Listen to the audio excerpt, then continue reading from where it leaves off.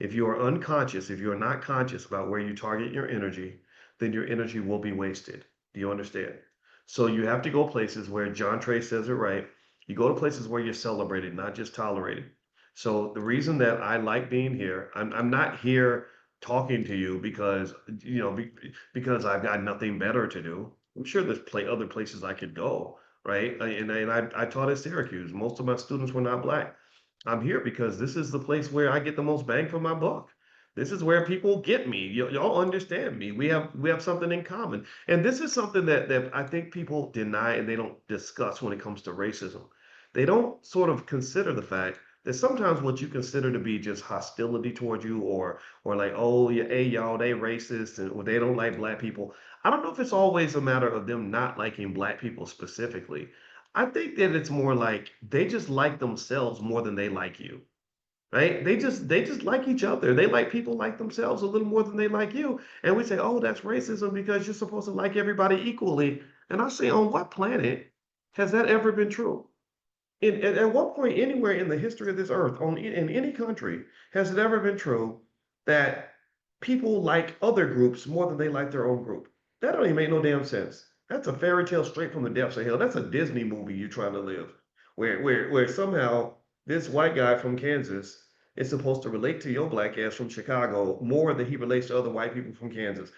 And I'm sorry, I know that ain't politically correct. That does not fit the fairy tale. But this is the best thing I can do for you is to shower our conversations with reality so that you can acknowledge assets that you don't have and then turn and embrace the assets that you do have. Because I know that while I might not relate real well to a white boy from Nebraska, I can relate very well to a black man from Kentucky or black man, brothers I meet from New York and Chicago, and black women that I meet who grew up in black communities who understand what black people go through. That's why I told y'all from the jump before, years before I got married. If you go back and watch the videos I made in 2012, I said, I don't know if I'm gonna ever get married, but if I get married, I'm marrying me a black woman because black women understand me. They get me. They know what I'm dealing with. They know who I am. They can value what I bring to the table. They're not gonna try to make me into something that I don't want to be. They can respect that, right? So ultimately, when you're talking about people not liking you, the question that you must ask when it comes to this wealth conversation is maybe the reason that you don't have the wealth that you deserve is because you're focused more on getting the attention of people who don't like you than you are on getting the attention of the people that love you.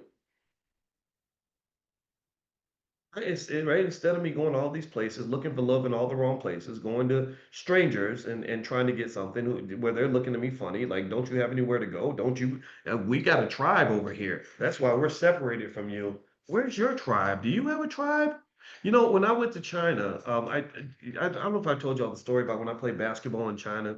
It was pretty amazing, right? Like I was teaching these kids in China finance when I was on the faculty of Syracuse, and it was the best experience. These were the best, most well behaved people. They stared at me because I was black. It was real weird.